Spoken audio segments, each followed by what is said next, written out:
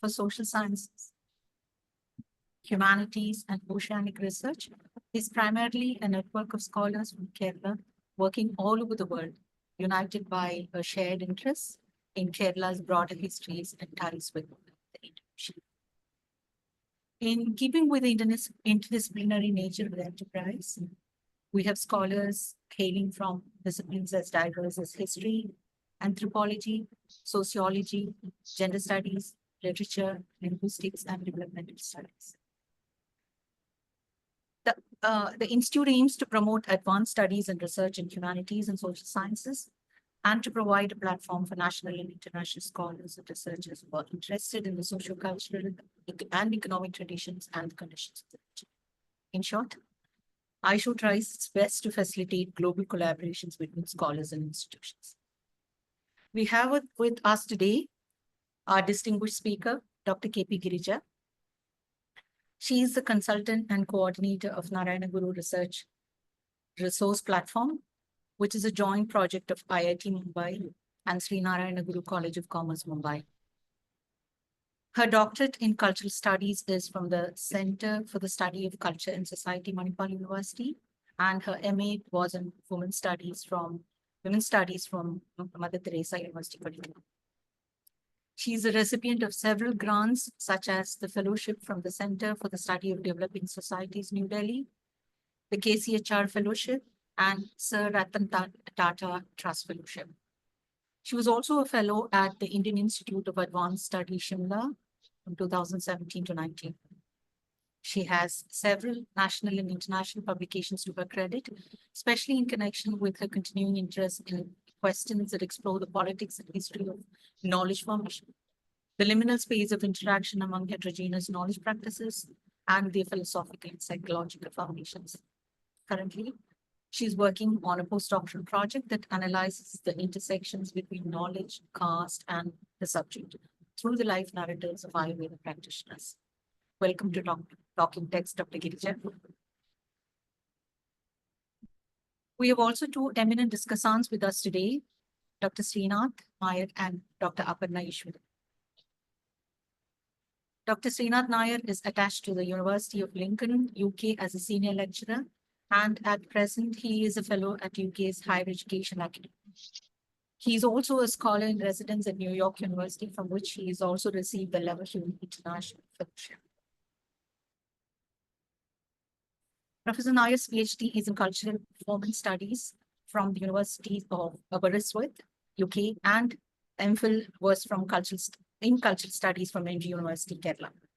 He has edited and authored several books on cultural studies, Indian performance, and cultural theory, and his interests vary from South Asian studies, aesthetics, data-driven policymaking, innovative reforms in higher education, and equality, diversity, and innovation.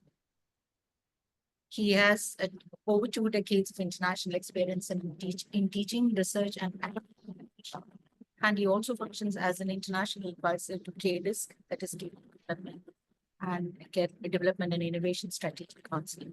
A warm welcome, Dr. Srinath. Our next discussant, Dr. Aparna Ishwaran, is currently an assistant professor in the School of International Relations and Politics at MG University, Guwahati.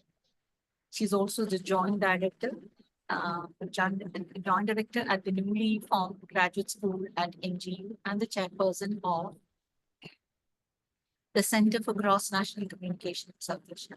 She holds a PhD in Women's Studies from the Center for Women's Studies, Jane, where she combined her research interests in literature, gender, and international politics in her PhD thesis on women and witnessing war, poetry of Tamil women in Sri Lanka. Welcome to Dr. Dixon.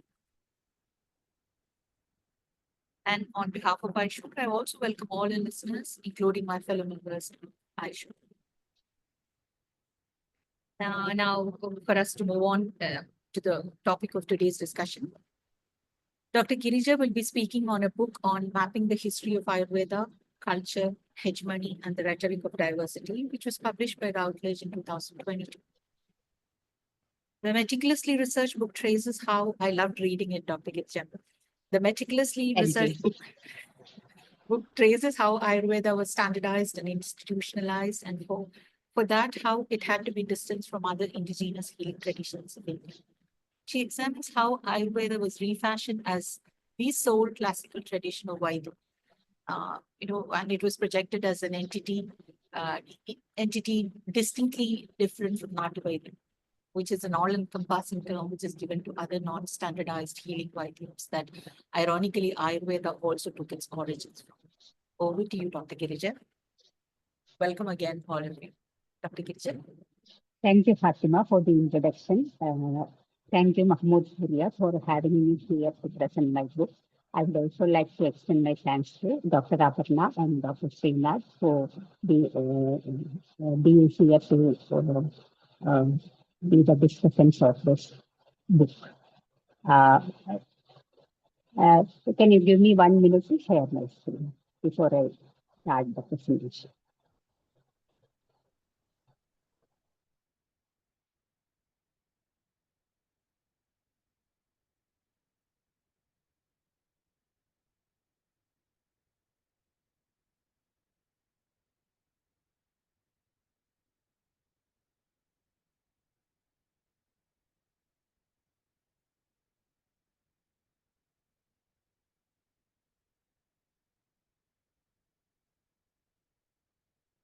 I hope everyone can see the screen. Am I audible? Yeah, we can hear you, but I think you can make it full screen.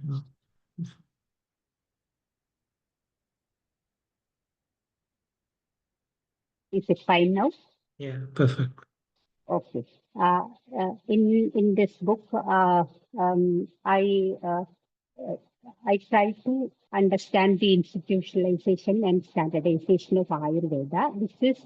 This is a this is agreed by many of the scholars, but none of them in a way describe the process of institutionalization and standardization of Ayurveda. For in order to understand this institutionalization and standardization of modern Ayurveda that happens in the 20th century, mid 20th century, uh, I have looked at a few of the vantage points. This is not a linear history of Ayurveda. Instead, I am looking at certain vantage points that happens in the history of Ayurveda. Initially, for this analysis, I looked at the historiography of Ayurveda and pointed out certain patterns and assumptions emerged in that historiography of Ayurveda. Secondly, I looked at the interaction of the I don't want to say Ayurveda practitioners. I would like to call them as Ayurveda's practitioners. There are multiple Ayurvedas or multiple kinds of indigenous health practices. In Malayalam, we call them Vaidyas or Vaidyam. And even within this Vaidyam, there are diverse kinds of practices. So in the 19th century, late 19th century and early 20th century, large number of publications appeared in the health practices in Vaidyam. This includes a lot of vernacular texts as well as a large number of magazines on Vaidyam. So, along with archival materials, interviews of practitioners, and keeping the historiography of Ayurveda parallel to this, I looked at these magazines, and especially one particular magazine which had been published for a span of 23 years from the northern part of Kerala. The magazine is called Dhanvantari. To understand the interaction of the practitioners with the print technology and the way different kinds of refashioning happens within this uh, um, indigenous health practices. In order to make it easy, let me use the Malayalam term Nattuvaidyam, which means the regional indigenous health practice or regional Ayurveda. The historiography of Ayurveda, especially the historiography of Ayurveda that had been published until 2000, before 2000. Most of the scholarships postulated Ayurveda as the classical tradition of India and Kerala. Like development, Kerala has a unique kind of practices in its geographical region. Even though it is Ayurveda, within Ayurveda there are some special practices which I will explain soon. But when the scholars postulated Ayurveda as the classical tradition of India, what constitutes this classical Ayurveda was always assumed rather than analyzed. And they assumed this classical tradition of Ayurveda because they think that it has a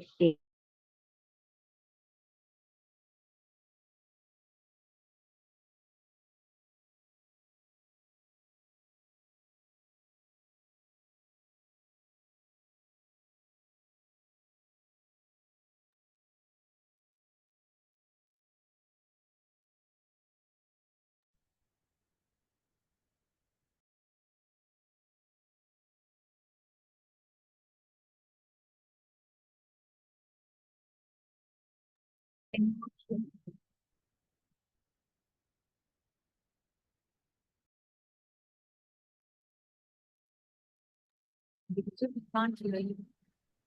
We lost you in between, and you're mute also. You're mute, please.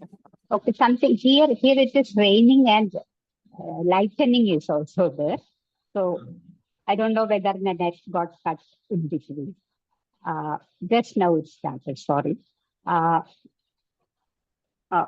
it is clear, I think. Now I am audible. Am I? Yes. We can hear you, but the slide is gone, the PPT. PPT has gone. Yeah, so you can reshare. Oh, okay. So which means the connection got cut. Okay.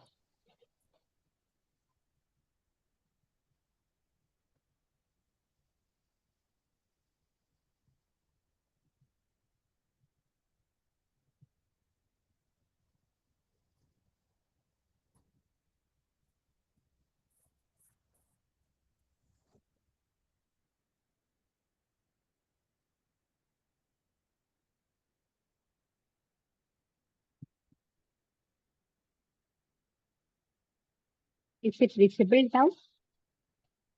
No. No. Yes, something happening. Yeah. Can you? Yeah, I'll.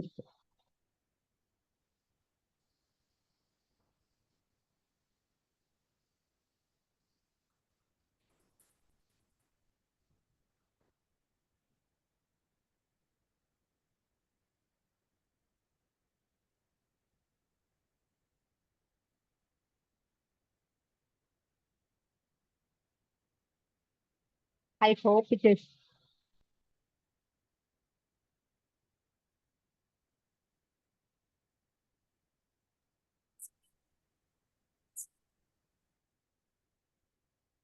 It's okay now? Yeah. Can you see? Okay. So the text, the codified Samhita text and the language used in that text uh, was the evidence for a text for a classical tradition of India. The It was also assumed that the texts used by the practitioners were literate and upper class. The Marxist historians use the term upper class, whereas the other historians also brought out the caste element in this practice, upper class and upper caste practitioners. In a way, this postulation is somewhat similar to this Orientalist version of this understanding of the Aryanized tradition of India in India. These assumptions produced by the historians and the Indologists and the administrators and travelers, as well as practitioners, were reproduced in many of the other histories of Ayurveda. These are also produced by the practitioners in different kinds of publications.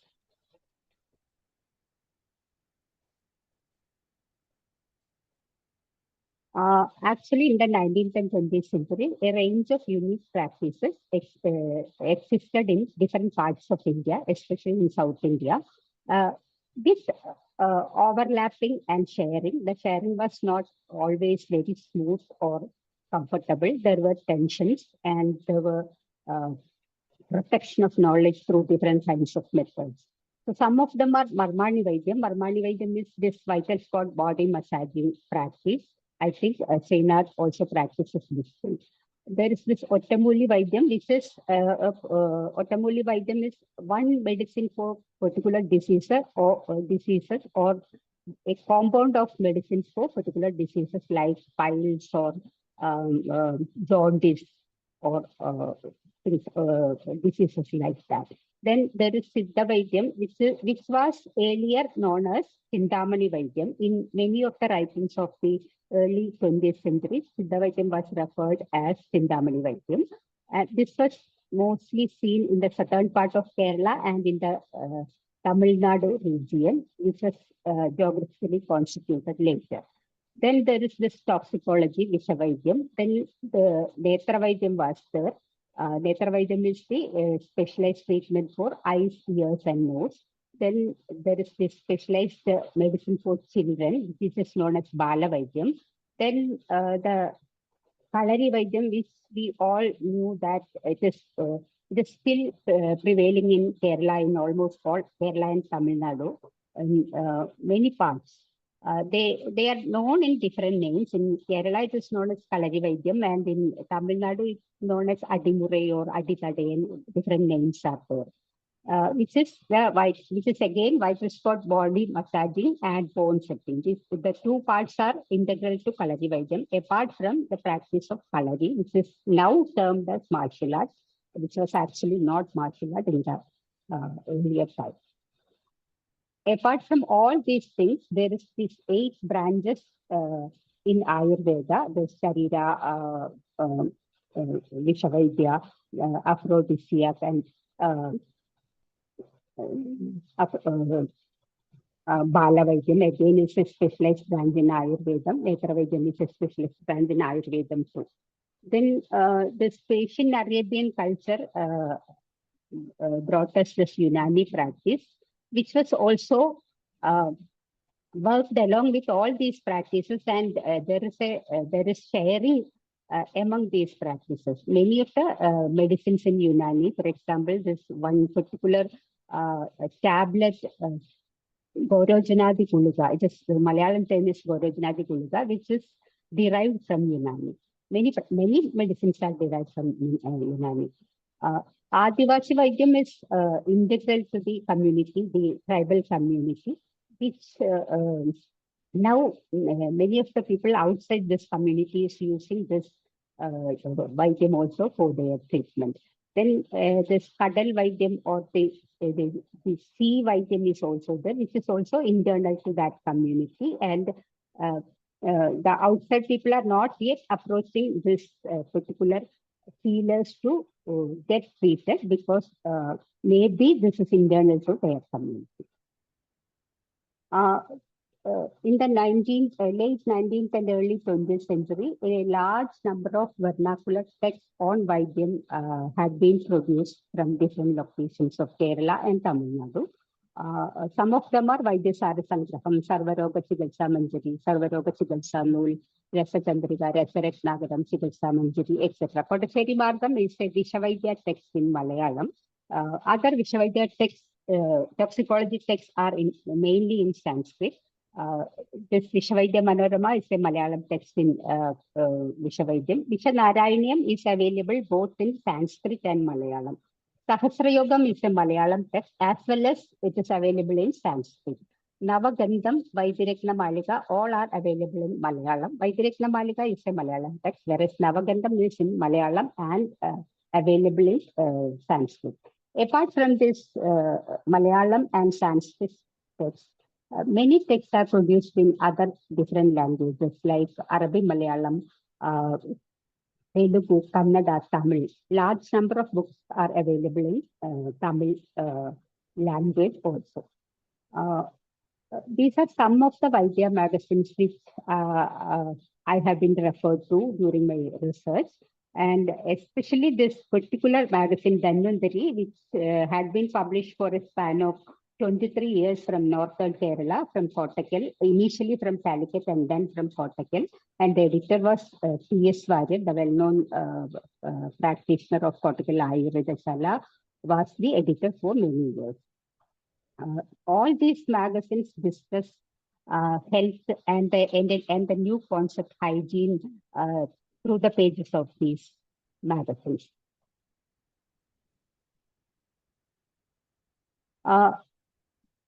Introduction of printing technology brought out a large number of possibilities.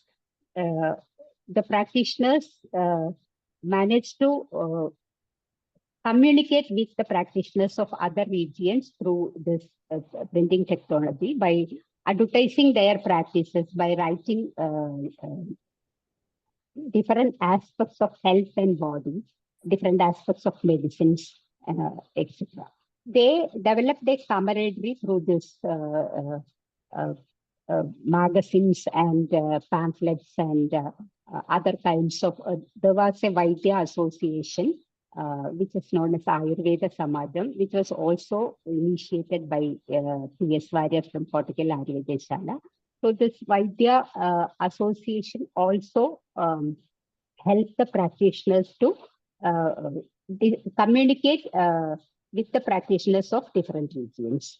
Another important thing the print technology brought out is that it created new relationships between text, language, and literacy. Earlier, there were practitioners who knows the textual text and who uses the text as a reference book. None of the practitioners in the early 20th century used text as an important thing to practice their Vaidyam. They used text as a reference book, but there was this oral tradition also where the oral text was their reference book. Illiteracy was not an impediment to learn any of the knowledges, not only Vaidyam, but any of the knowledges. I would rather resist to use the term illiteracy. I would rather prefer to use the term non-literacy or non-literate practitioners, because the concept illiteracy had been produced in a particular historical context, which highlights that illiterates are ignorant people, and literate or the one who is able to read a text and make a particular kind of connection with the text through a rational understanding of the text are the literate. So the text, language, and literacy connection brought out through printing technology also created another important connection between knowledge and literacy. This is not only specific to Ayurveda. In order to understand any of the indigenous knowledges, it is important that you should be a literate in the modern way of defining literacy. Reading and thought gained higher status through this printing. It is not only through printing technology. It happens in the 20th century through different kinds of process. Reading and thought gained higher status. Education got the modern education got a different kind of status rather than learning through other modes of other modes.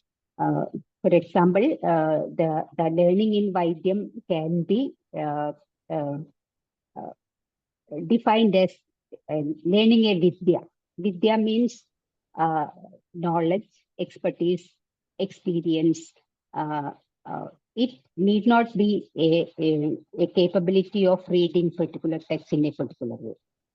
So the mnemonic devices of reiteration got a lower status, and memorizing is delegated as rote learning. Group learning transformed into individual learning, and reiterative techniques such as prasams or the same kind of words used in the first sentences of the verse form got extinguished gradually. Silent reading got a higher status compared to group learning. Along with these kind of transformations, the prescriptive nature of the verse form got transformed into a descriptive nature of prose form.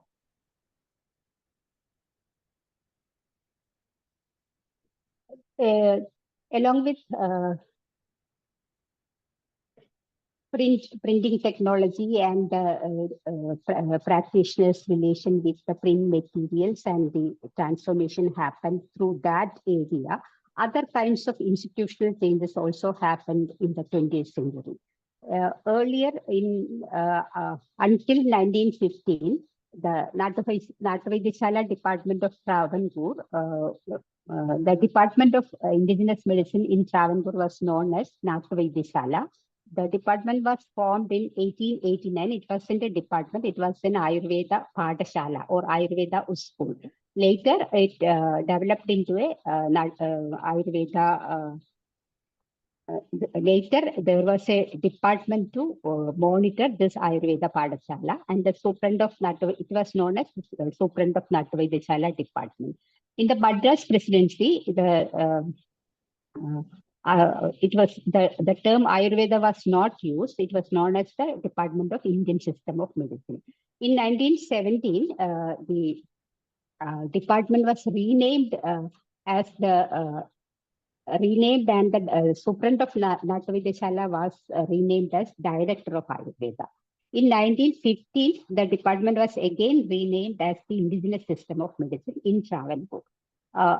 And up to 1915, there were different kinds of degrees. I don't know whether I can use the term degrees, but the appellations given to the practitioners were Vaidya Shastri, Aryavaidyam, Ayurveda Acharya, Vaidya Bhushanam, etc. When the students completed a 4-year course in Ayurveda, they were given these names, but these names were specifically related to the institutions where they got trained. For instance, Ayurveda was a title given by Kottakkal Ayurvedashala. Vaidya Shastri was a title given by Travancore Ayurveda Padashala. Vaidya Bhushanam was a title given by Tripunithara Ayurveda Padashala. There were only 3 Ayurveda institutions at that time. Initially, in 1889, the Travancore Ayurveda Padashala was there. Then in 1917, Kottakkal Ayurvedashala was, it was known as Aryavaidashala, not Ayurveda Padashala. Kottakkal Ayurvedashala was started by P.S. Warrior and other practitioners. In 1930s, the Ayurveda College in Tripunithara started a department for Ayurveda. The Sanskrit College in Tripunithara started a department for Ayurveda education. One important thing is that among these 3 institutions, the Travancore Ayurveda Padashala and the Tripunithara Ayurveda Padashala did not allow lower caste students to enter into the educational space. Only Kottakkal Ayurvedashala give access to students who are from different backgrounds. Not only that, both the Padashalas, Travancore Ayurveda Padashalas and Tripunithara Ayurveda Padashalas, the conditions for admission was a thorough knowledge in Sanskrit. Whereas in Kottakkal, they allowed the students who did not know Sanskrit much. They gave admission to the students and they gave a course to these students in Sanskrit.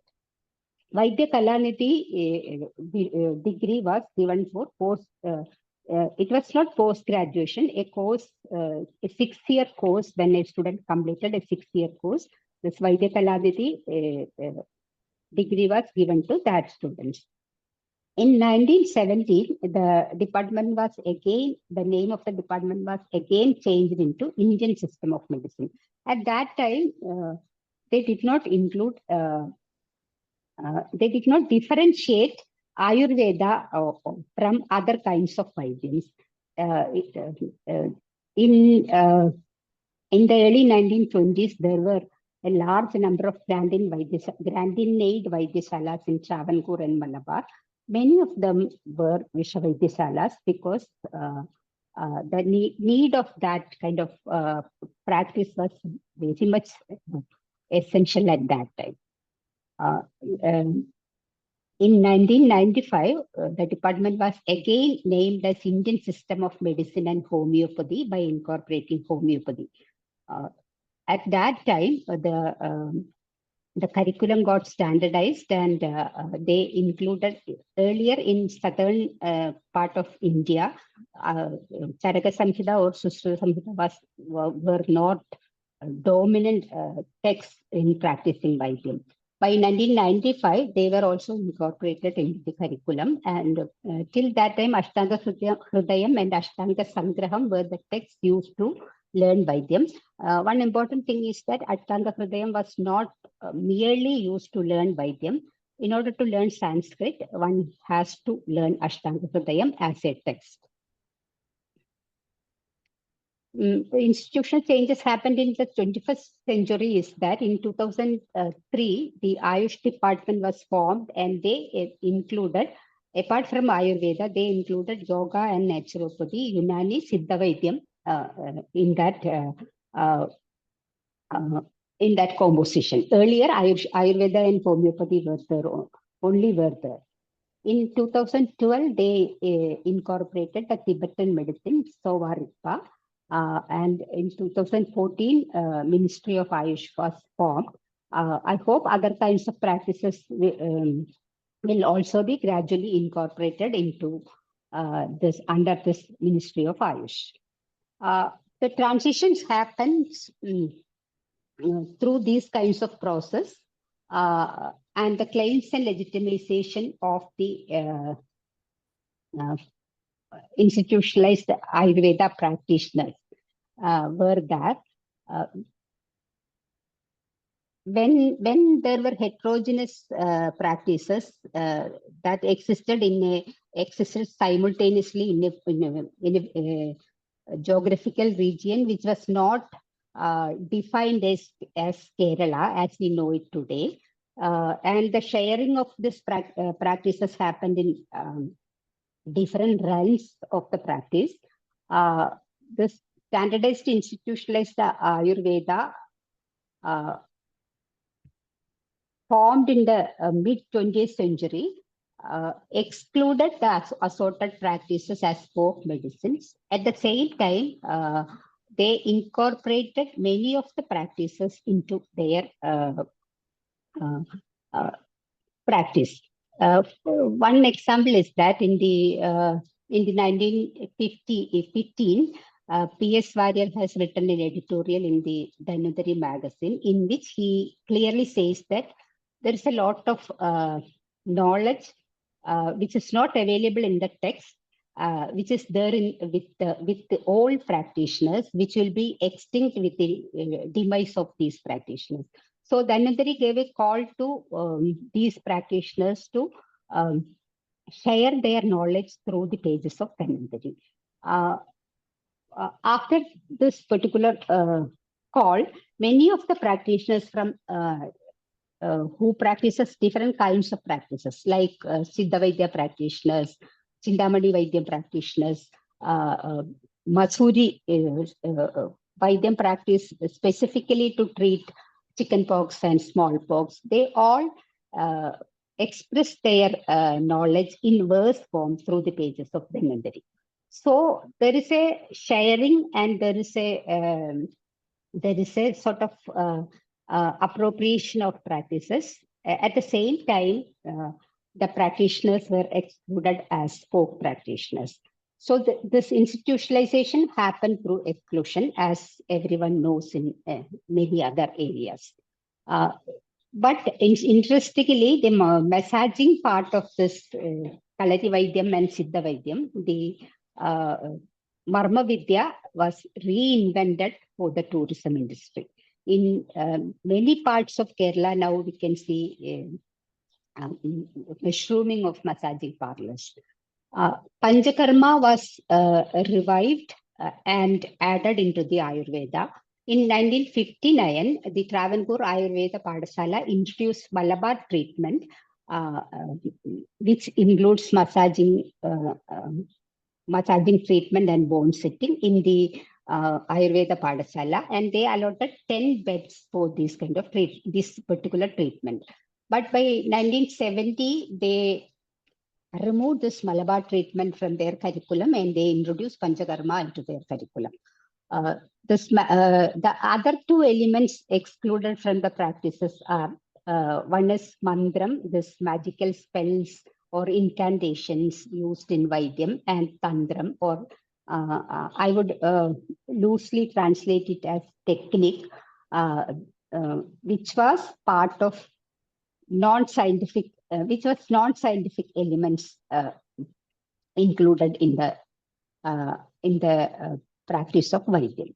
So sharing of knowledge happened and appropriation of knowledge happened, but at the same time, exclusion of the practitioners also happened. Unique practices of region which were not, Kerala was unique in the case of indigenous health practices also, because oil bath, ulichil, pilchil, oil massage, ulichil, and medicinal pouch, kiri, the clogging of oil on the pate or around the eyes, which is known as talam. These are all not seen in other parts of other regions.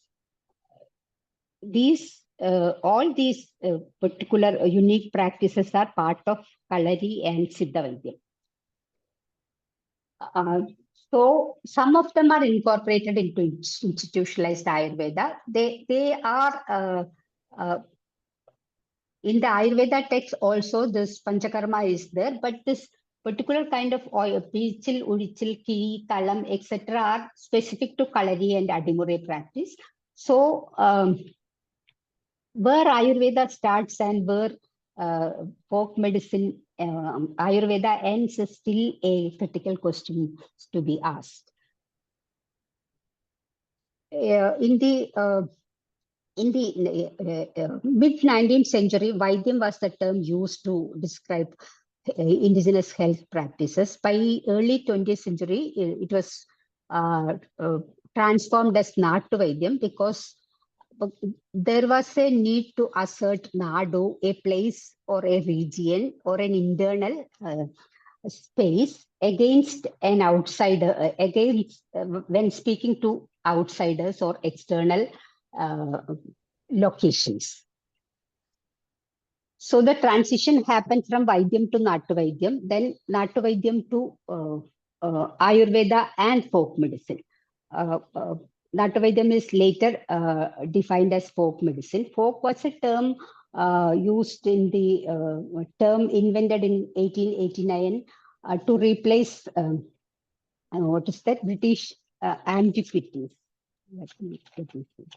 Popular antiquities. In 1846, British academics, in British academic discourse, they replaced the term popular antiquities into folk. So, there was the separation of qualified and unqualified practitioners. There were three different kinds of practitioners.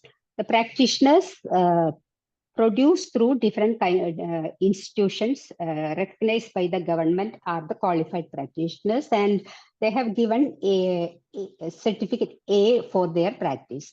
And there are traditionally practiced Vaidyas who applied for a registration by appearing for an exam. They were called as B-class practitioners, and they were all qualified for practicing Vaidyam. And then there is this unqualified practitioner. They are traditionally trained and trained practitioners and experts in treating people, but without having a registration or without having a recognition from the government, they are termed as unqualified practitioners. So This all happens in Martin Board clearly states that at the level of practice, sharing and interaction happens, but at socio-cultural level, there is enmity and tension.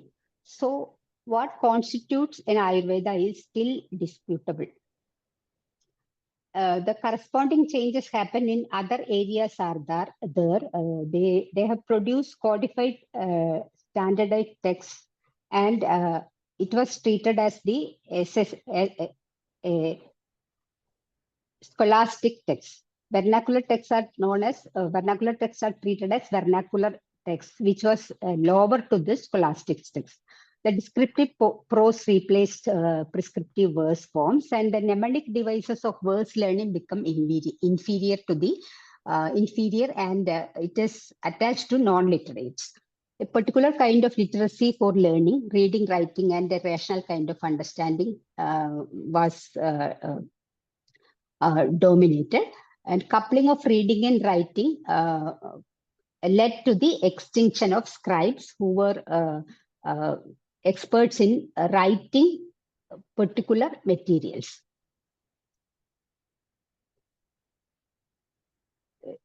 Another interesting thing happened in the mid-20th century is that practices claimed distinctiveness by conjoining language and region along with this practice. So Kalarividya is known as Kalaripayattu of Kerala, and not only Kalaripayattu of Kerala, it was also described by many scholars, including Serilli, that it was a traditional occupation of Nayak community. Northern Kalari claimed Malayalam language, whereas Southern Kalari claimed Tamil language. Siddhavaidyam claimed Siddhavaidyam was not only in Tamil language, it also claimed the Dravidian tradition. Dravidian tradition, Trotman states that the Dravidian tradition was evolved from the Madras school of Orientalism as against the Aryanized version of Orientalism. So Ayurveda became the unique practices of a nation state, whereas Unani did not get any region. It is attached to one particular religion. In the hegemonic norms or assumptions underlined in this historiography of Ayurveda is that there are two types of flow of knowledge. One is vertical flow of knowledge, and the other one is horizontal flow of knowledge. The vertical flow of knowledge assumes that knowledge flows from top to bottom. Top was occupied by the literate Sanskrit upper caste practitioners, and bottom was occupied by the non-literate vernacular practitioners. They were also assumed as lower class and lower caste. In this particular view, the knowledge trickled down from top to bottom, and there is an idea of non-interaction or non-sharing. And this is a patronizing view in which the flow of knowledge was only through one way. In the horizontal model, or the center versus periphery model, center was occupied by the literate Sanskrit practitioners, and periphery was occupied by the non-literate or vernacular practitioners. Center was imagined as the universal, and periphery was imagined as the particular or local. This was equivalent to the great and little tradition prioritization of the Orientalist view. This is also a condescending view. However, if we agree to this model, the very presence of the periphery always determines the nature of the center. In the 19th century, indigenous medicine or Ayurveda was at the margin of the modern knowledge. But by the 20th century, Ayurveda was at the margin of the modern knowledge and medicine. But Nattuvaidyam was also seen as marginal to Ayurveda and modern medicine. This vertical flow of knowledge and horizontal flow of knowledge presupposes that knowledges were in watertight compartments, and they occupy in entirely different elements without having any sharing. So there is this putting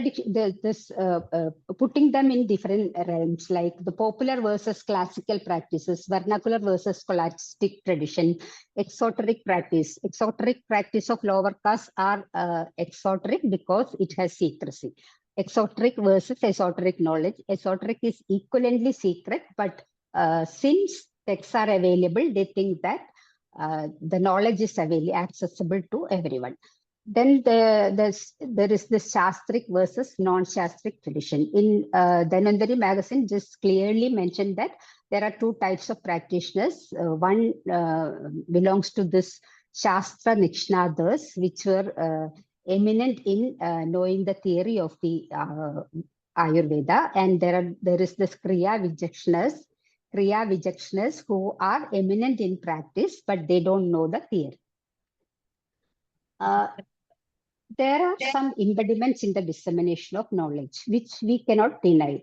Caste hierarchy was an impediment, and protection strategies within the knowledge. For example, when in some families, the knowledge, they transfer the knowledge from, excuse me. Dr. Girija? I'll conclude with, can I take 5 more minutes? Yeah, we'll come back to it again when the discussion starts. Okay. I'll conclude by stating a few more things. All right, So there all are right. okay. I'll conclude by stating just 2 more things. There are some impediments in the dissemination of knowledge, but at the same time, there are possibilities also in knowledge dissemination, because herbs were collected by lower caste and Mapila community. Medicines were prepared by patients and helpers, not by the practitioners. So these are all possibilities of dissemination of knowledge. And shampoos, post-delivery medicines, food, bathing oil, head oil, extra were made at home by dais or post-delivery caregivers. Then there are shops which sells medicines, which is known as Tarimarinu shops. So they also disseminate knowledge. So majority of practitioners belongs to, majority of Balavaidyas, Netravaidyas, Vishavaidyas and Marvavaidyas were from lower caste. Then this is an important point which I would like to highlight in my work. How do one document the liminal spaces of interaction in any of the knowledge traditions in India? What would these spaces inform us? They are muted spaces and they are less documented. They are also difficult to access because of the diversity within that practice. But when we get some access to these muted spaces, it tells us many untold stories. It tells us about the shifting power relations. It tells us the availability of diverse vernacular texts used by different practices, and it also informs us about the interface of ceaseless sharing. So I would stop here, and I would come back when there are other things to discuss after the discussions and after getting some questions. Thank you. Dr. Girija, I know that having read the book, I know that you have brought together so many things, so many threads together, and it is difficult. I'm sorry that we don't have so much of time. We can, of course, come back when the discussion starts, and also we have to give a bit more of time for the discussant to respond to you as well. I'm sorry for taking this much time. No, I it's wasn't okay. aware. Yeah, it's okay. We understand that you have to look at so many threads of it. And I'm sure that our discussants would have a great deal to add here. And I invite Dr. Srikanth to respond. But before that, I would also like to add that Dr. Srikanth hails from a family of Ayurveda practitioners and is himself a practitioner. Professor Srikanth, over to you. You mean Srinath? Yeah. I'm so sorry. It's okay. That thing's always happen. Srinath, dear friend. Yeah, thank you very much for this invitation. Just give me 1 sec.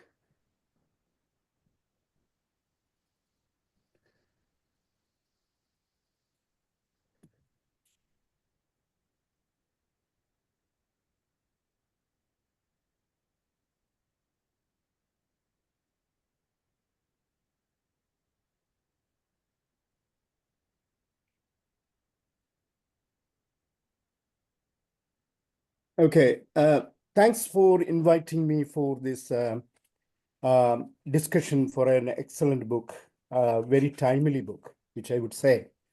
But before having my conversation, I would like to say that I am choosing the language of Malayalam to speak much of it.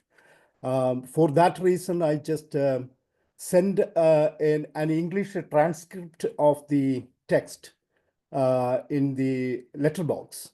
The reason for this, it is I hope to speak in Malayalam most of the text. In between, I will come to the English whenever necessary.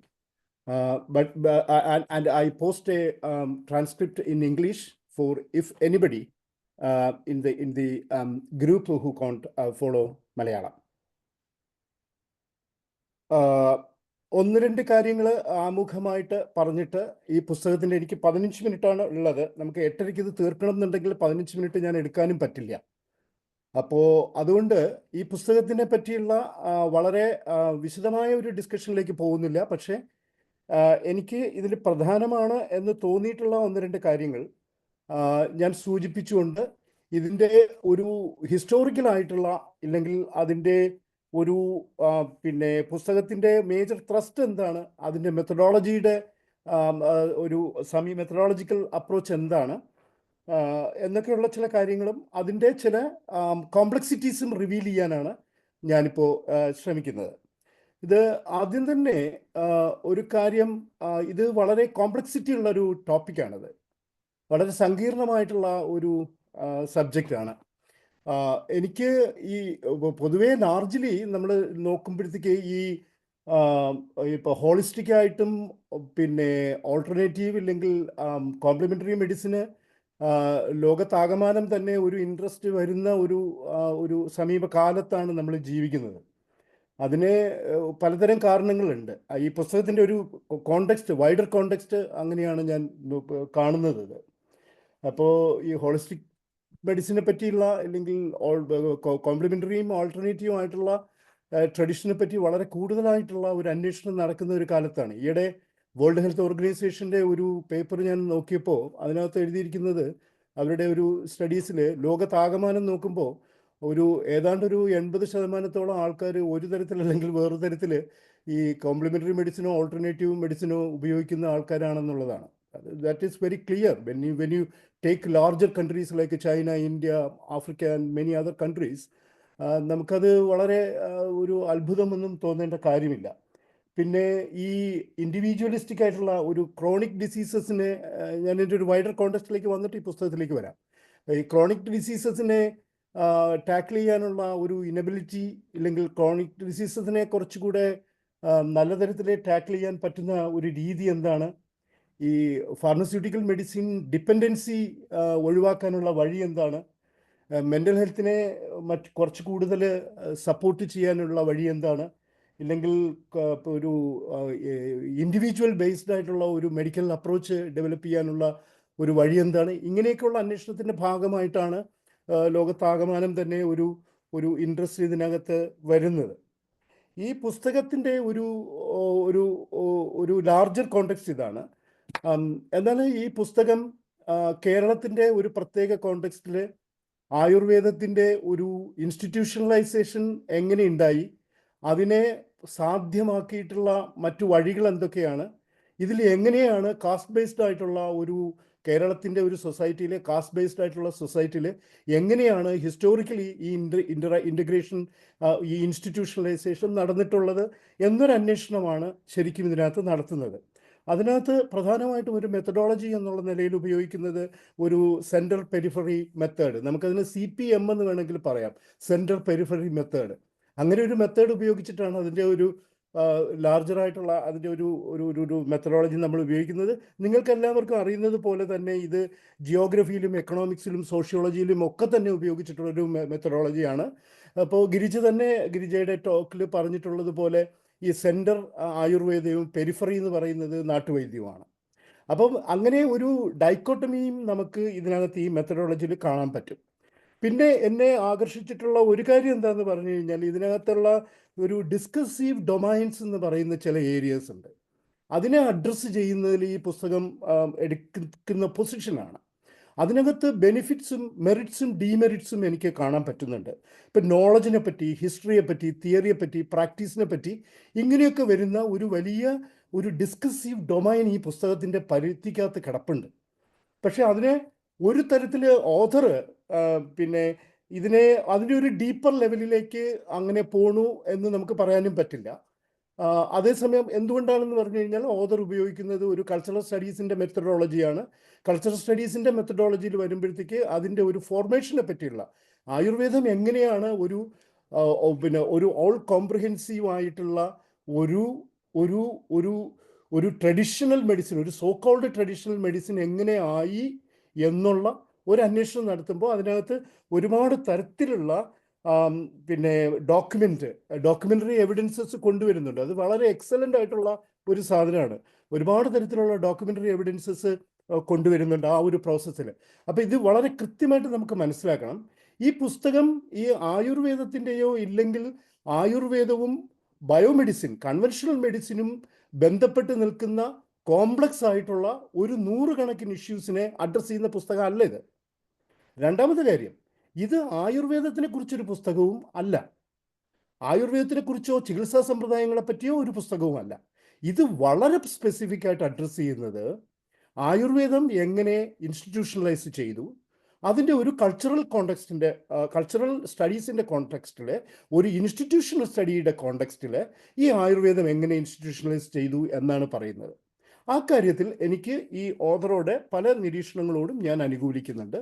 അത് അങ്ങനെ തന്നെ വന്നിട്ടുള്ള 1-2 examples നമുക്ക് എടുക്കാം. അതിൽ വളരെ interesting ആയിട്ടുള്ള, ഈ കേരളത്തിൽ എപ്പോഴും ഈ ഓഥർ തന്നെ റിപ്പീറ്റ് ചെയ്ത് പറയുന്ന ഒരു കാര്യമുണ്ട്.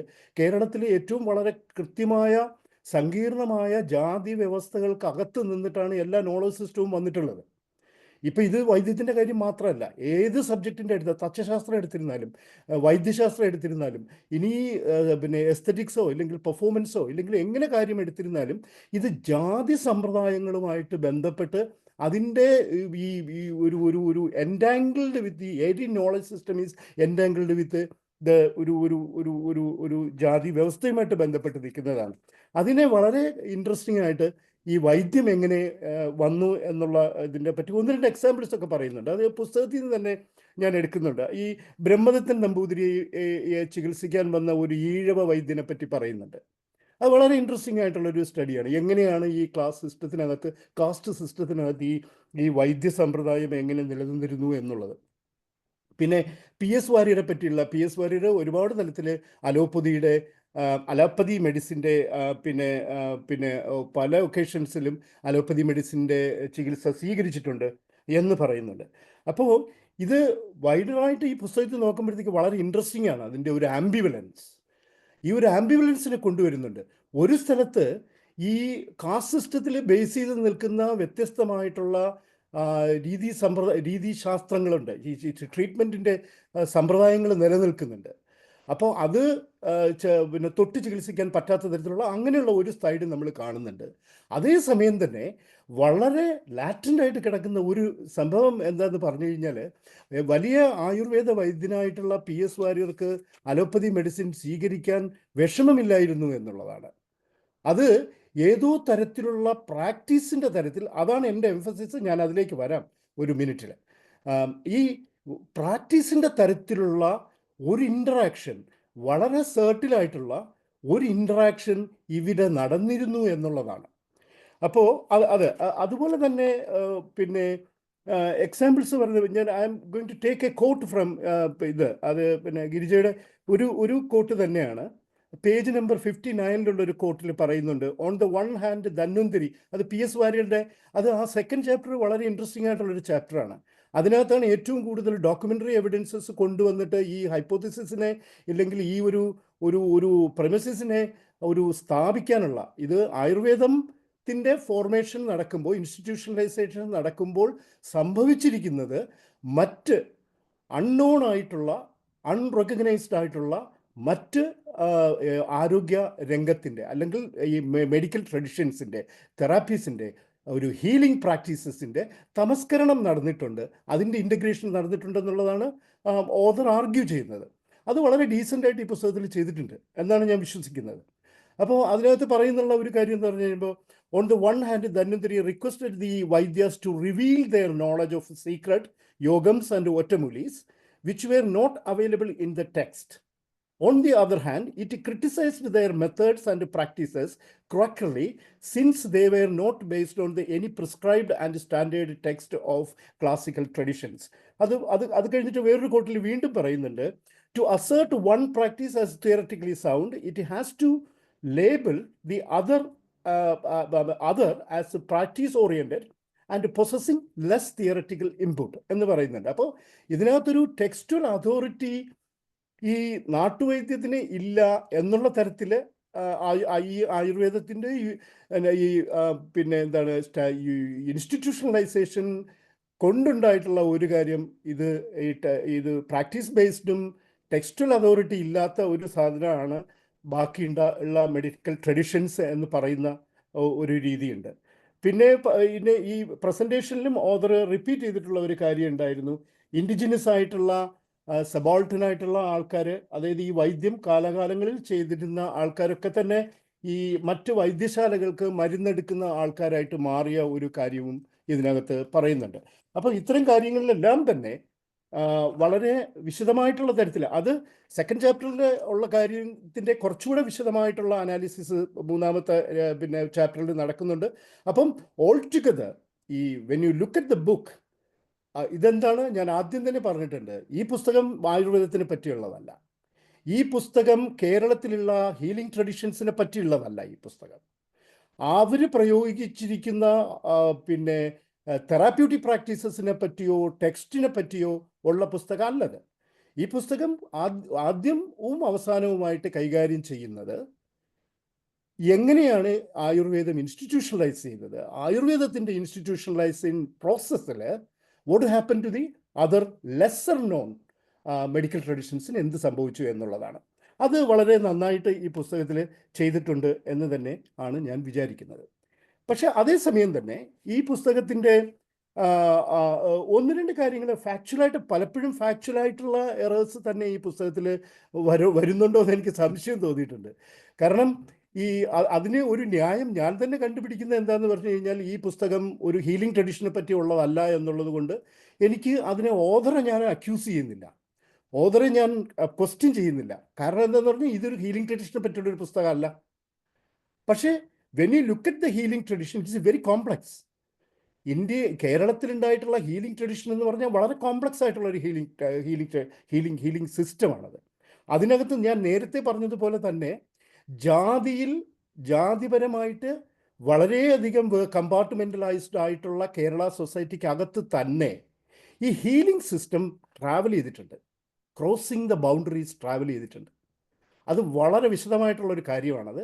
അത് നമുക്ക് ഈ ടോക്കിലൊന്നും നമുക്ക് അവസാനിപ്പിക്കാൻ പറ്റുന്ന കാര്യവും അല്ല. ഒരു എക്സാമ്പിൾ ഞാൻ പറയാം, ഒന്ന് രണ്ട് എക്സാമ്പിൾ ഞാൻ പിന്നീട് വരുന്നുണ്ട്. ഒരു എക്സാമ്പിൾ പറയാം. സഹസ്രയോഗം എന്ന് പറയുന്ന പുസ്തകം എടുത്തു കഴിഞ്ഞാൽ സഹസ്രയോഗത്തിലെ യോഗങ്ങളിൽ പലതും ചിന്താമണി വൈദ്യത്തിൻ്റെ യോഗങ്ങളുമായിട്ട് വളരെയധികം സാമ്യം നമുക്ക് കാണാൻ പറ്റും. പക്ഷെ എന്നാൽ സഹസ്രയോഗത്തിലെ പല യോഗങ്ങൾക്കും സിദ്ധവൈദ്യവുമായിട്ട് ബന്ധമില്ല. അത് ഞാൻ ലേറ്റർ ഈ നോമൻക്ലേച്ചേഴ്സിനെ നമ്മൾ യൂസ് ചെയ്യുമ്പോഴത്തേക്ക് അതിൽ വരുന്ന കോൺട്രഡിക്ഷൻ വളരെ വലുതാണ്.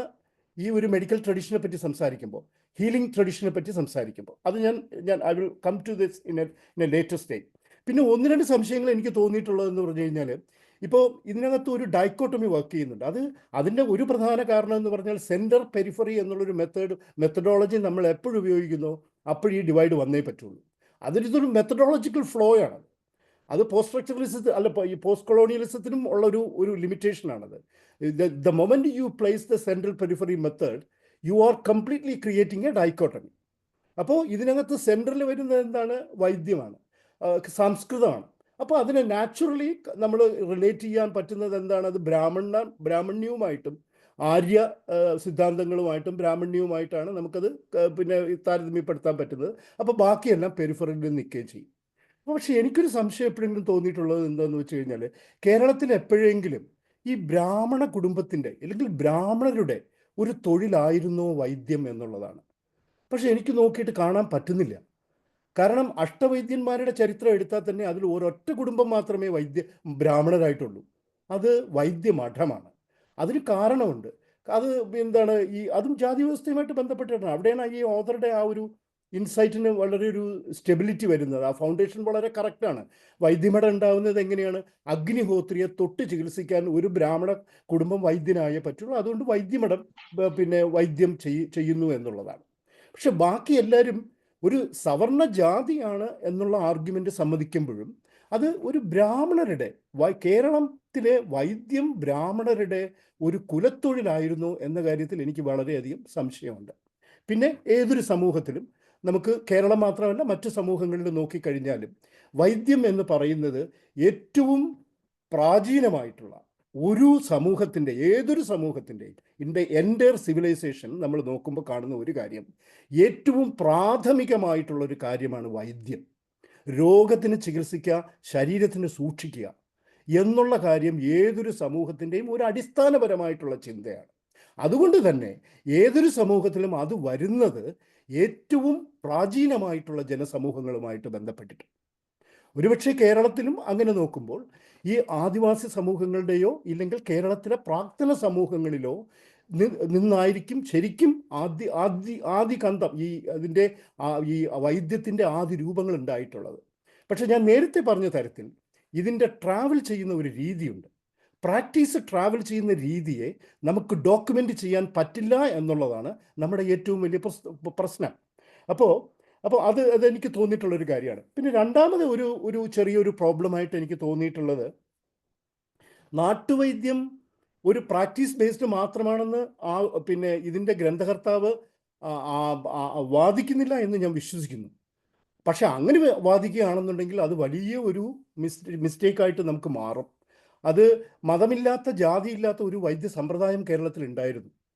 അതിലേക്ക് ഞാൻ വരാം. അപ്പോൾ ഇതിപ്പോൾ ചിന്താമണി വൈദ്യത്തിനെ പറ്റിയുള്ള പരാമർശങ്ങളുണ്ട്. ഇതിനൊക്കെ വളരെ വളരെ വ്യത്യാസങ്ങളുണ്ടെന്നാണ് തന്നെയാണ് ഞാൻ വിശ്വസിക്കുന്നത്. കാരണം ചിന്താമണി വൈദ്യം പരിശീലിച്ചിട്ടുള്ള ഒരു കുടുംബത്തിൽ നിന്ന് വന്നതുകൊണ്ട് തന്നെ എനിക്കതിൻ്റെ കുറച്ച് ഇൻസൈറ്റ്സും കൂടി കുറച്ചുള്ളത് കൊണ്ട് അത്തരം കാര്യങ്ങൾ ഞാൻ കുറച്ചുകൂടി ഞാൻ പറയാം. ഈ സിദ്ധവൈദ്യവും ചിന്താമണി വൈദ്യവും തമ്മിൽ വലിയ ബന്ധമൊന്നുമില്ല. നമ്മൾ ഏറ്റവും കൂടുതൽ റിസർച്ച് നടന്നിട്ടില്ലാത്ത ഒരു ഏരിയയാണ് കേരളത്തിലെ പാരമ്പര്യ വൈദ്യം എന്ന് പറയുന്നത്. വളരെ ഗവേഷണമൊന്നും നടന്നിട്ടില്ലാത്ത ഒരു ഏരിയയാണ്. അതിന് പ്രധാന കാരണം എന്ന് പറഞ്ഞു കഴിഞ്ഞാൽ എന്താണ്, സ്വാതന്ത്ര്യാനന്തര ഇന്ത്യയിൽ ഉണ്ടായിട്ടുള്ള ഒരു വലിയ തരത്തിലുള്ള ഒരു റിവൈവൽ ഉണ്ട്. ഇപ്പോൾ നാഷണൽ മൂവ്മെൻറ്റിൻ്റെ ഭാഗത്ത് നിന്നിട്ട് തന്നെ അതിനകത്താണ് ഈ ഒരു ഒമിഷൻസിൽ വരുമ്പോൾ, പുസ്തകത്തിൻ്റെ ഒമിഷൻസിൽ വരുമ്പോഴത്തേക്ക് എനിക്ക് തോന്നിയ ഒരു രണ്ട് കാര്യങ്ങളും കൂടിയാണ്. നാഷണൽ മൂവ്മെൻറ്റിൻ്റെ ഭാഗമായിട്ട് ഇതിൽ ഇപ്പോൾ എന്താണ്, ഇപ്പോൾ ഈ ഡേവിഡ് ആർണോൾഡ് എന്ന് പറയുന്ന ഒരു വളരെ വിശദമായിട്ടുള്ള ഒരു ഗവേഷകൻ, അദ്ദേഹം കോളനൈസിങ് ദ ബോഡി എന്ന് പറഞ്ഞൊരു പുസ്തകമുണ്ട്, state medicine and epidemic diseases in 19th century India എന്ന് പറഞ്ഞിട്ട് 1993 പ്രസിദ്ധീകരിച്ചിട്ടുള്ള ഒരു പുസ്തകമാണ്. ആ പുസ്തകത്തിൽ വളരെ ഇൻട്രസ്റ്റിംഗ് ആയിട്ടുള്ള ഒരു കോട്ട് വരുന്നുണ്ട്. അത് വളരെ ഒരു സെമിനൽ ബുക്കാണ്. അതിൽ ഇന്ത്യൻ സിസ്റ്റംസ് ഓഫ് മെഡിസിൻ, കോട്ടാണ്, I quote, Indian systems of medicines were dismissed as unscientific by the colonial authorities, who viewed Western medicine as a sole intimate form of healing. അപ്പോൾ നമുക്ക് ഇതിനകത്ത് ഈ ആയുർവേദത്തിൻ്റെ ഇൻസ്റ്റിറ്റ്യൂഷണലൈസേഷൻ്റെ ഭാഗമായി എങ്ങനെയാണ് ആര്യസമാജത്തിൻ്റെയും ഇല്ലെങ്കിൽ ഒരു കാസ്റ്റ് വൈസ് അപ്പർ ക്ലാസിൻ്റെയും Dr. Srinath.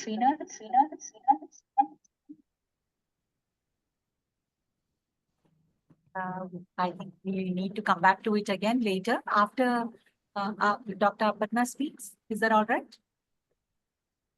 Can I conclude this? Yeah, please do. Quickly. Okay. To briefly speaking, ഇതിനകത്ത് ഈ ഒരു കൊളോണിയൽ ഇൻ്റർവെൻഷൻ ഇൻ ടു ഇത് എല്ലാവർക്കും അറിയാവുന്നതാണ്, കാരണം ചരിത്രം അറിയുന്ന ആൾക്കാർക്ക്. കൊളോണിയൽ ഇൻ്റർവെൻഷൻ ഇൻ ടു പിന്നെ ഒരു വെർണാക്കുലർ മെഡിസിൻ ഉണ്ട്. അവിടെയാണ് ഈ മാർജിനലൈസേഷൻ ആദ്യമായിട്ട് സംഭവിക്കുന്നത്. അത് ഡിസ്ക്വാളിഫൈഡ് ആസ് അൺസയൻറ്റിഫിക്. അതാണ് ഇതിൻ്റെ ഒരു സാധനം. പിന്നെ ഫൈനലി എൻ്റെ ഒരു പോയിന്റ് എനിക്ക് പറയാനുള്ളത്, ഇതിനകത്ത് വേറെ ചർച്ച വരികയാണെങ്കിൽ നമുക്കത് ഇത് ചെയ്യാം. പക്ഷേ ഇതിനകത്ത് ഈ ഹിസ്റ്ററിയെ കൈകാര്യം ചെയ്യുന്നതിൻ്റെ ഒരു ഇതുണ്ട്. ഇപ്പോൾ ഞാൻ നേരത്തെ പറഞ്ഞതുപോലെയാണ്, അത് that is my last point. പ്രാക്ടീസിൻ്റെ ഹിസ്റ്ററി, പ്രാക്ടീസ് ട്രാവൽ ചെയ്യുന്നതിന് ഡോക്യുമെൻറ്റേഷൻ ഇല്ല എന്നുള്ളതാണ്. അപ്പോൾ ഇതിന് ഒരു പ്രാക്ടിക്കൽ ഹിസ്റ്ററി ഉണ്ട്. ഇപ്പോൾ എന്നെ സംബന്ധിച്ചിടത്തോളം ഈ കേരളത്തിലെ ചിന്താമണി വൈദ്യം എന്ന് പറയുന്ന ആ വൈദ്യം എന്നെ സംബന്ധിച്ചുള്ള ഒരു ലിവിങ് ട്രഡീഷനാണ്. കാര്യം എന്താണ്? കാരണം ഞാൻ അതിനെ മനസ്സിലാക്കുന്നത് അത് ട്രാവൽ ചെയ്ത് വരുന്ന പ്രാക്ടീസിലൂടെയാണ്. അത് ആ വൈദ്യസമ്പ്രദായം ഡെസിമിനേറ്റ് ചെയ്തിട്ടുള്ള പ്രാക്ടീസസിലൂടെയാണ് ഞാൻ മനസ്സിലാക്കുന്നത്. ആ പ്രാക്ടീസസ് എന്താണ്? ഹിസ്റ്ററി. ഇപ്പോൾ കോഴിക്കോട് സാമൂതിരി എന്ന് പറയുന്ന രാജാവിനെ മനസ്സിലാവാതെ കോഴിക്കോട് ഒരാളിന് ജീവിക്കാം, പക്ഷെ പത്തിരി അറിയാതെ ജീവിക്കാൻ പറ്റില്ല. ഇപ്പോൾ പത്തിരി എന്ന് പറയുന്നത് ഒരു കണ്ടംപററി ആയിട്ടുള്ള ഒരു പ്രസൻറ്റ് കൺസേൺ ആണ്. അതിനൊരു പാസ്റ്റ് ഉണ്ടെങ്കിലും അതിനൊരു പാസ്റ്റ് ഉണ്ട് അഡിഷൻ. പക്ഷേ അത് ഇതുപോലെയാണത്. അത് സാമൂതിരി അറിയാതെ ഒരാളിന് കോഴിക്കോട് ജീവിക്കാം, പക്ഷെ പത്തിരി അറിയാതെ ഒരാളിന് കോഴിക്കോട് ജീവിക്കാൻ പറ്റില്ല എന്ന് പറയുന്നത് പോലെ ഈ വൈദ്യ സമ്പ്രദായങ്ങൾ ഡെസിമിനേറ്റ് ചെയ്തിട്ടുള്ള ഈ ബൗണ്ടറിയെ ക്രോസ് ചെയ്ത് വരുന്ന പ്രാക്ടീസസ് ഉണ്ട്. ഈ പ്രാക്ടീസസിന് നമുക്ക് ഹിസ്റ്റോറിക്കൽ ഡോക്യുമെൻറ്റേഷൻ ഇല്ല. അതുകൊണ്ട് തന്നെ വി കം ഇൻ ടു നോമൻക്ലേച്ചറിലേക്ക് വരുമ്പോൾ ഇതൊരു പ്രോബ്ലമാറ്റിക് ആയിട്ട് വരുന്നു. നമ്മുടെ സ്ട്രിക്റ്റ് ആയിട്ടുള്ള കമ്പാർട്ട്മെൻറ്റിലേക്ക് ഇതിനെ കൊണ്ടുവരാൻ പറ്റില്ല എന്നുള്ളത് കൊണ്ടാണ്. അപ്പോൾ ഇതിനെ ഹിസ്റ്റോറിക്കൽ പാസ്റ്റ്, പ്രാക്ടിക്കൽ പാസ്റ്റാണ് ഇതിൻ്റെ ഹിസ്റ്റോറിക്കൽ പാസ്റ്റ് അല്ല, പ്രാക്ടിക്കൽ പാസ്റ്റാണ് ഇതിനകത്ത് വരേണ്ടത്. പിന്നെ അതുകൊണ്ട് ഞാൻ I'm going to conclude here. ഇതിനകത്ത് ഒരുപാട് തരത്തിലുള്ള കൂടുതൽ ഡീറ്റെയിൽസ് ഉണ്ട്. ഇപ്പോൾ ഒരു കാര്യം കൂടെ പറയട്ടെ. ഈ ചിന്താമണി വൈദ്യവും പിന്നെ സിദ്ധവൈദ്യവും ഒന്നാണെന്നാണ് ഗിരിജ പല സമയത്തും പറഞ്ഞിട്ടുള്ളത്. തെറ്റാണത്. 51 വ്യത്യാസങ്ങളുണ്ട്. ഞാൻ 51 കണ്ടുപിടിച്ചിട്ടുള്ളൂ, ഇനി അപ്പുറം വേണമെങ്കിൽ നമുക്ക് കണ്ടുപിടിക്കാം. 51 വ്യത്യാസങ്ങളുണ്ട് ഈ രണ്ട് മെഡിക്കൽ സമ്പ്രദായങ്ങളെ സംബന്ധിച്ച്. ചുരുക്കത്തിൽ പറഞ്ഞാൽ ഇത് വളരെ ഇമ്പോർട്ടൻ്റ് ആയിട്ടുള്ള ഒരു ഇനിഷ്യേറ്റീവാണ് ഈ പുസ്തകം മുന്നോട്ട് വയ്ക്കുന്നത്. ഞാൻ നേരത്തെ പറഞ്ഞതുപോലെ ഈ പുസ്തകം കേരളത്തിൻ്റെ പാരമ്പര്യ വൈദ്യ സമ്പ്രദായത്തിനെ പറ്റിയല്ല, പക്ഷേ എങ്ങനെയാണ് ഇത് ഇൻസ്റ്റിറ്റ്യൂഷണലൈസ് ചെയ്തത് എന്നുള്ളതിൻ്റെ അതാണ്. അതിൻ്റെ കാര്യത്തിലുള്ള ഡോക്യുമെൻറ്റ്സ് കൊണ്ടുവരുന്നതിനും അത് ക്ലാരിഫൈ ചെയ്യുന്നതിനും വളരെയധികം it's A well done work. Thank you very much. Thank you, Dr. Srinath. You've highlighted some aspects of the complexity of the ecosystem of healing traditions in India, and which may not have been covered, as you said, by Dr. Girija's book. But Dr. Girija definitely will respond to this after we hear from Dr. Aparna, who will carry forward the conversation. Aparna, over to you. Thank you, Dr. Fatima.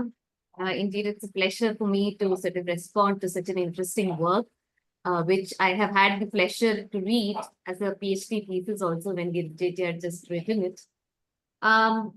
What she does in this book, so I am by no means somebody who is a expert in this field, a category which actually Dr. Girija critiques the kind of eruditeness I don't possess. But what I'm going to do today is to engage with the book as a reader and the kind of questions that cropped up in the mind as a reader of a student of social sciences. So what the book did for me is that it uncovered layered and complex processes through which Ayurveda was institutionalized and standardized. And what was the most important compelling examination was the idea of liminal space, right? Which the book Dr. Girija uses to describe the dynamic, often contested zone where different healing practices like Marmavaidyam, Nattuvaidyam, Kalari, Gajavadyam intersect and compete and coexist. So when Srinath sir was actually right now telling that Chintamani Vaidyam is not Siddha Vaidyam, I could see how it sort of indexes so much with what Dr. Girija is trying to put forward. The kind of dissonances which practitioners sort of highlight to sort of separate themselves from other practices, which at some point was coming under the larger field of Nattuvaidyam. One disagreement that I had with Dr. Srinath is that I don't think that Dr. Girija was using the center periphery model, but I felt that the book actually challenges two dominant theoretical models, one of which is the center periphery model, which places classical Ayurveda at the center and the assorted practices of Nattuvaidyam as the peripheral.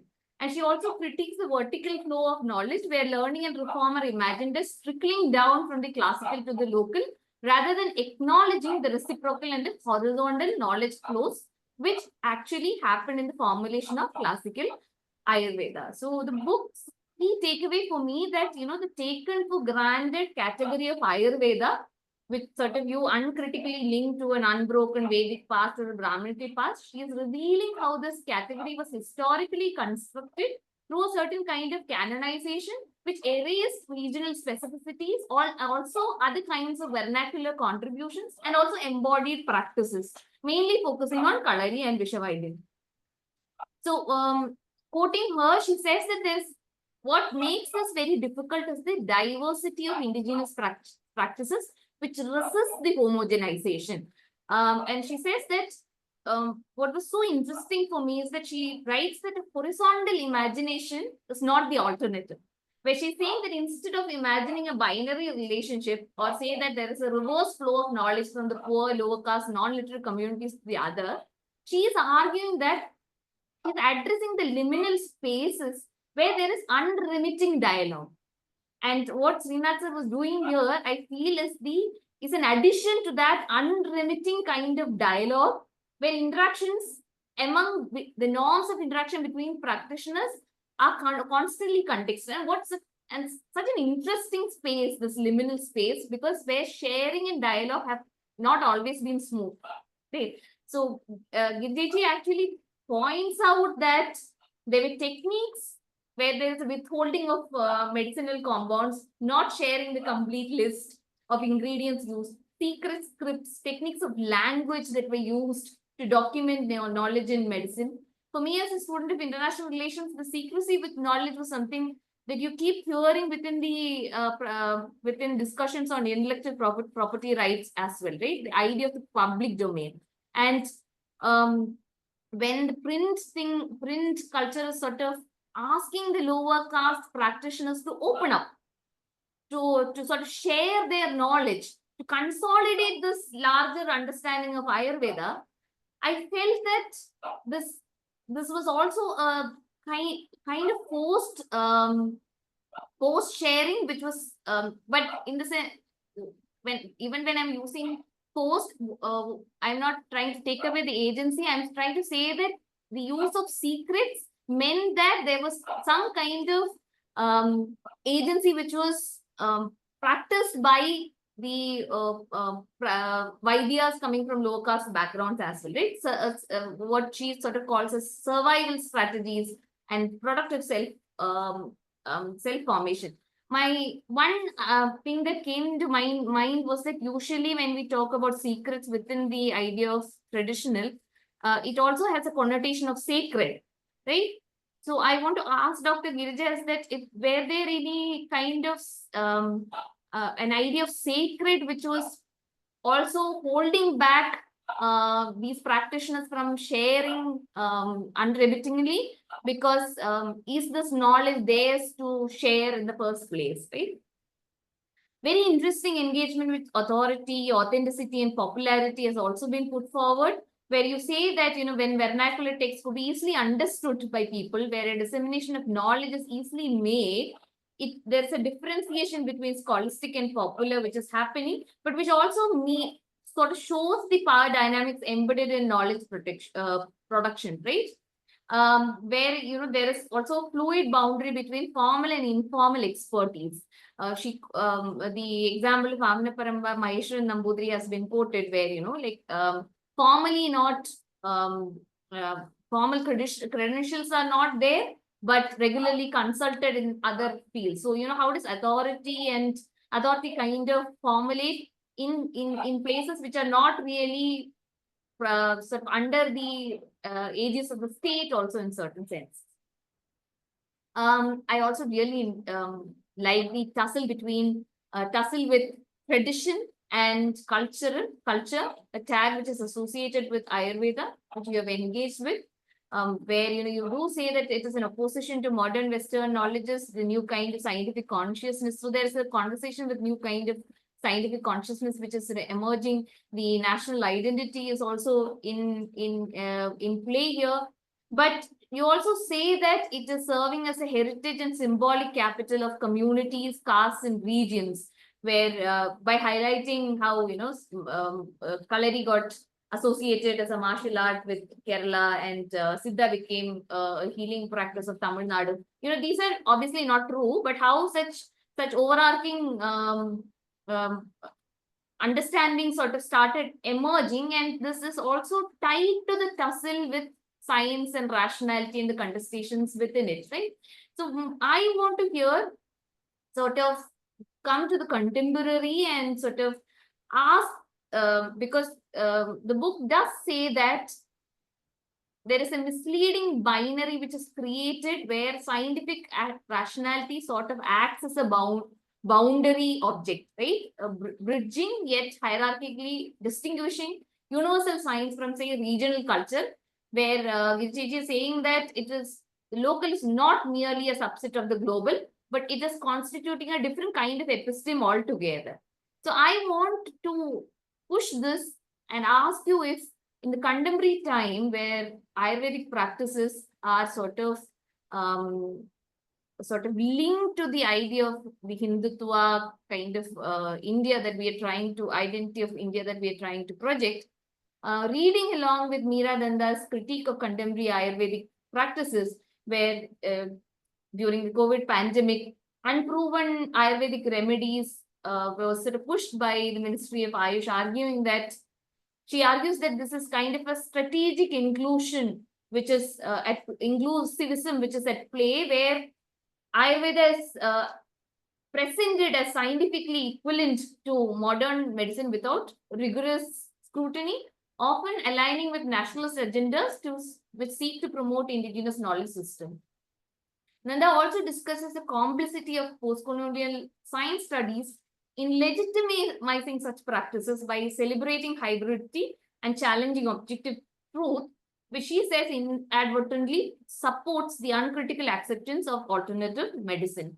There's also work by Banu Subramaniam where she talks about bio-nationalism and the idea of archaic modernity, where how ancient religious traditions were reinterpreted to align with modern scientific techniques, creating a narrative that supports a Hindu-centric national identity. So how are the practitioners of Ayurveda sort of responding to these kind of challenges, which is put forward within a larger, this idea that Ayurveda is synonymous with a Hindu past, which we are trying to celebrate from a contemporary point of view. Here again, the figure of quacks, which we see in the debates that you have looked at in the early 20th century, how that also again sort of comes refigured in another way, and are Ayurvedic practitioners engaging with it, or they don't really care about it, or they are sort of separating themselves from this nationalistic kind of a discourse. As Srinath said, the caste-coded reconstitution of Ayurveda was extremely interesting to sort of look at, where you talk about how even an idea like taxonomy, you say that it is not that it is not present in indigenous Nattuvaidyam, but the philosophical underpinning of taxonomy is very different from the classificatory norms of, say, modern science. And I enjoyed reading the section on Vishwaidyam where you're talking about the idea of prabhav, right? Where, not the classification of snakes or, that is not of importance to the practitioner, but the symptoms that the body sort of exhibits, and to sort of, it's like a learned experiential knowledge, which is so different from the kind of explanations that modern medicine sort of tries to put forward. Here, I'm also interested in how certain elements of Kalari has been taken and refurbished as Panchakarma, and within the larger understanding of wellness and spa culture has been sort of refurbished. But while you say that, bone setting, something like bone setting is sort of is under recognized, right? I'm also looking at how I like as somebody who's interested in performance, Kalari is now sort of integrated. It started quite long back itself, but it's integrated into this idea of body conditioning also. So the understanding of Sharira that you put forward in that chapter is very interesting for me, where you talk about the Sukshma, the minute details of Sharira, the understanding of multiple Shariras within a Sharira, and the idea of systematic repetition, and not really creativity, which probably is what contemporary art practices kind of celebrate. And then how does something traditional like Kalari, which probably doesn't sort of valorize these qualities, sort of then be taken into such newer kinds of performative practices.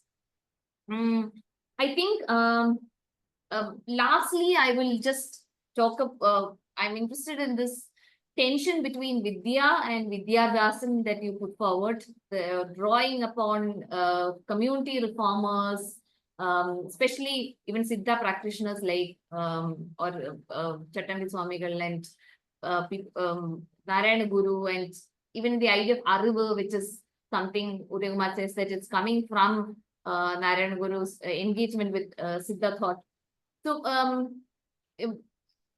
here, like caste, language, and literacy, that part, you are looking at that debate, not debate, but the kind of engagement that Panikkar and Cletus sort of puts forward, where you see how there is on one point, Panikkar is saying that Kerala's medical knowledge is not confined to the elite, but by equating literacy with Sanskrit proficiency and elitism, he is actually ignoring caste-based exclusions, while Cletus highlights how upper caste Brahmins reformed Vaidyam by teaching lower caste Ivra practitioners, something which like Srinath sir had just now said that, is it really what really happened, right? So a set of questions that I had in mind was also about the desire of the student, the new Ayurvedic Vaidya student, and how that has sort of changed over the past. You do sort of talk about certain protests with the which is coming from the students. Is there a reformulation of the Guru Shishya relationship? And I want you to probably look at, talk a bit more about this popularity of certain families and how lineages are sort of reproduced in modernity, but again, banking on tradition. So is family still the center of dissemination? And then does the idea of meritocracy and still play? And I would like to listen also to the narratives of the lower caste practitioner of medicine that is almost like the afterlife of this book, which you are right now working on. I would stop here, but I would when you look at the idea of body, I'm also interested is there an understanding of gender in these Vaidyas? You do say that there's Girija Vaidyam, which is seen as less, but which is practiced by mostly women, and the holders of the knowledge are mostly women. So a little more on how gender sort of plays within the Nattuvaidyam logic, and then when it institutionalizes into Ayurveda, does those debates sort of get neglected, or where those debates not even there or not present at all in earlier debates? I'll stop here. Thank you. Thank you, Aparna. Thank you for highlighting. Thank you for highlighting the key issues in the key strengths of the text and carrying the conversation forward. You have raised quite a lot of questions, and it will be now up to Dr. Girija to give us a brief response to both your questions as well as the engagement of Dr. Girija. Would you like to respond? And in the meantime, if the audience have questions or responses or comments to make, please type them out in the chat box. If we have time, we'll take it up because we are very short of time. We are already past the time limit that we generally keep. But it was such an interesting discussion, and I'm sure that Dr. Girija would like to respond briefly to both of you. Thank you, Dr. Srinath, and thank you, Dr. Aparna, for the elaborate comments on my book. I'll try to give a quick response to both of you. I may not be responding to all of the questions that you have raised here. Some of them has to be addressed in future also. So, Srinath, you are right that as a historian, as a cultural studies person with cultural studies background, I did not go to the deeper level of the practices. Instead, I looked at the historical and sociological aspect of the practice. And I think that this is not the this is beyond the expertise of a researcher, and this is something which has to be done by a practitioner. I know that Chintamani Vaidyam and Siddhavaidyam are different, but I don't know there are 51 kinds of differences. It is interesting to listen from a practitioner about these differences. However, what I have quoted in my text are mentioned in different magazines. This Chintamani Vaidya published in Dhanvantari by P.V. Narayanan and another person. They have claimed that they are revealing their knowledge on Chintamani Vaidya. But in some of the articles that I have read in the same magazine and Golden White also pointed out that Chintamani Siddhavaidyam was initially known as Siddhavaidyam was initially known as Chintamani Vaidyam. That is what I have quoted, and it is not my own take in representing Chintamani Vaidyam as Siddhavaidyam. I have clearly mentioned that in bracket the author's name in the bracket. And Srinath, Aparna is right. I am not following the center periphery model. Actually, I am critiquing the central periphery model. And even though there is the Ayurveda, which we may think that that is a center in my work, and diverse Nattuvaidyam practices are in the periphery, I'm actually trying to lay out the diverse ways of interaction, even when there is a separation in the mid-20th century as the solidified institutionalized Ayurveda and all other practices as Nattuvaidyam. So I am not following the center periphery model. It is a misunderstanding. Then the last point I wanted to address is about this Ashtavaidya tradition. Actually, Vaidyamadam families are initially, in the earlier period, they were supposed to teach Vaidyam and not to practice Vaidyam. They were the only family that were only entitled to teach Vaidyam and not to practice Vaidyam. And this Vaidyamadam, Valiya Narayanan Nambudiri and Chiriya Narayanan Nambudiri tried to claim Ashtavaidya tradition through a narrative of their belonging to this particular, their presence in the Vedic rituals gave them a particular kind of entitlement to be an Ashtavaidya, and their association with this, they are not worshipping this Dhanvantari, they are worshipping another god. So he is clearly weaving a narrative to claim the Ashtavaidya tradition. Even when I interviewed another practitioner, Unnikrishan Vaidyan, he clearly stated that this Vaidyamadam families started claiming Ashtavaidya tradition from the mid-20th century onwards. So you have asked the question that whether Vaidyam was the occupation of Brahmins. I have not mentioned that Vaidyam was an occupation of Brahmin. What I have charted out in the chapter is that Vaidyam was the occupation of different kinds of communities and castes. That is what I wanted to address now.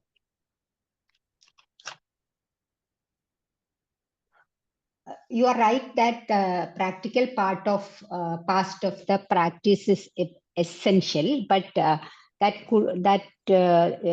when if it would be done by a practitioner, it could be more a more nuanced and nuanced history with depth. It could not be done by a historian like me, whom did not have a past in the Vaidya practice.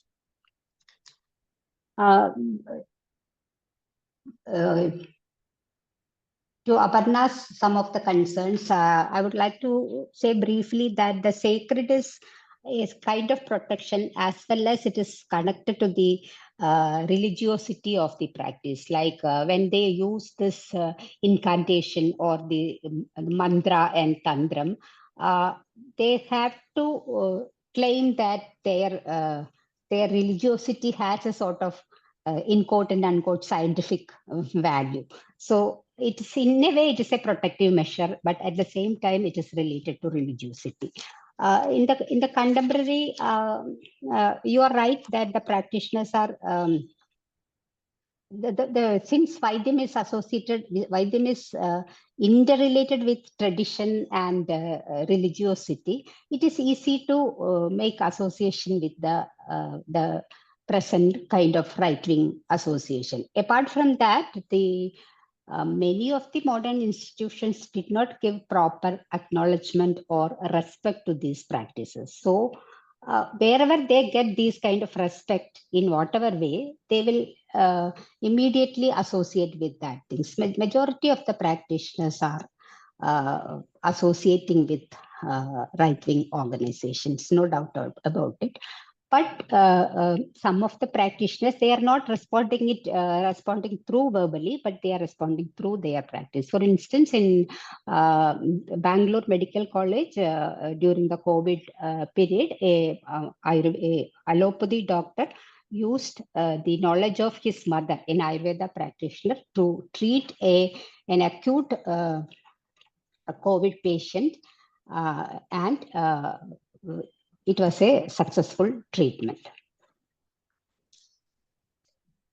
You asked about gender in the Ayurvedic tradition. Yeah, actually, I have mentioned it towards the towards the conclusion part. I have mentioned that I did not pay much attention to gender, and it was difficult to bring all these things in this one work. But let me say that there is clearly a gender disparity in Ayurvedic tradition. In the contemporary, in the Ashtavaidya tradition of or the Brahminic tradition of this practitioners who are experts in the 8 branches of Vaidyam, in their families, women did not have the even if they got a degree from the Ayurvedic colleges, they did not have the right to use this Ashtavaidya title with their name. Only the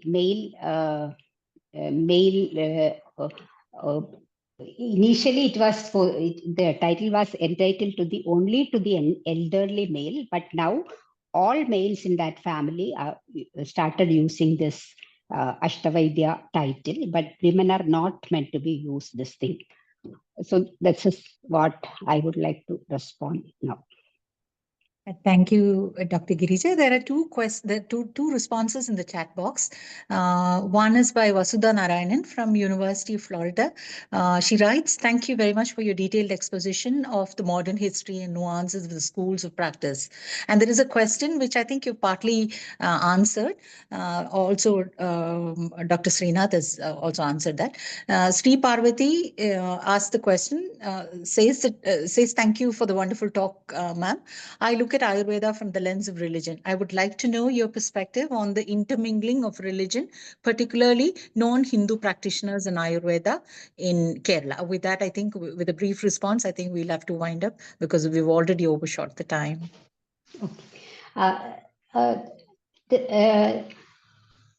Sri Parvati, it's not a surprise to point out that there is intermingling of communities who practices Vaidyam.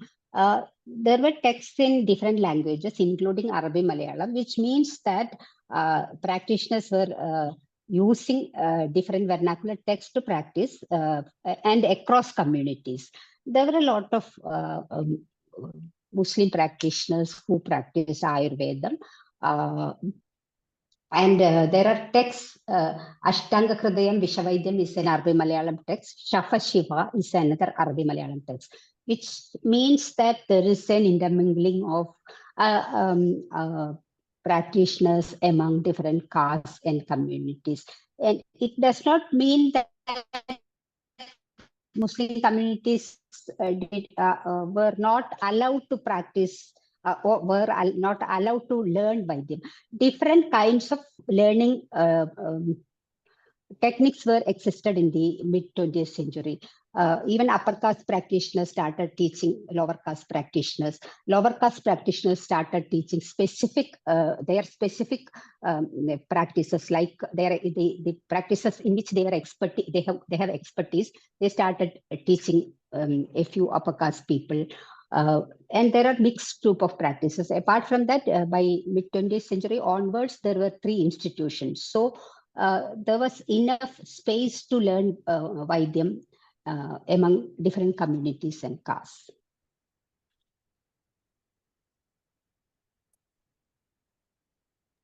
Dr. Srinath has a message in the chat. He wants to clarify before we close. Clarify if you'll make it very brief, sir. We'll have to end this. Thank you very much. Thank you very much for that time. See, I just want to make a clarification that I am talking here not from the standpoint of a practitioner. Whatever I am talking here is as a researcher. If you go and in Kerala, if you go and ask for any practitioner or a Chindamani practitioner or Marma practitioner, they won't tell what I am talking about. So this is purely coming from my research. I am skeptical about the methodological framework that we use to address the complex issues. That is what I am always struggle with. And when I come to the field and when I come to the nature of the subject, I always very much perplexed. The methodology which is developed in the Western universities that I frequently used to address the vernacular traditions, which has got its own methodological approaches inbuilt within their system. So I have always this confusion. That is what I just want to clarify. This is purely come from my scholarship and me as a researcher. But one thing I just want to say is, I always ask to me as well. So when I do academic research on really practice-based, systems, unless I revise my methodologies and research approaches, I don't know what I am going to produce as a research output. So this is my own issue. And as I already mentioned in Girija's book, it is not about Ayurveda practice. It is not about Ayurveda as a system of holistic or a system of medicine. It is about how Ayurveda is institutionalized through other agencies. In that sense, this book is really good. And I appreciate the work. But at the same time, as I said, in terms of research, I think when you deal with a practical thing, it has to be much more meticulous. And Kalari, I have quite a lot of large note I have. I can happily send it to Girija. In Kalari, that would be good. Yeah, we generalize everything. We Kalari Paita or the Kalari Chikilsa. I can tell you there are 21 different Kalari forms I identified in my field work. It has got a different name and a different movement pattern, which has no connection with the Kalaripaita of the Vadakan Chitta or the Thekkan Chitta. How do we account this thing? So that is why it is my problem as a researcher. I encounter the problem when it comes to the practices. And I think that is why I mentioned in the last time, in the last section of the practical history. It is not the historical past, it is the practical past that we need to look at and analyze. So I appreciate the work. It's a wonderful work. Thank you, sir. This calls for another level of discussion, probably another session of discussion. Thank you so much, Dr. Girija, Dr. Srinath, Dr. Aparna, for this great discussion, and also the listeners who participated for this great discussion on a topic very close to all of us. Because it's evident from the very engaging response from both discussants. Thank you again, once again. So we'll have to cut it short. We have to call it a day. Thank you so much. Thank you, Fatima. Thank you. Bye-bye.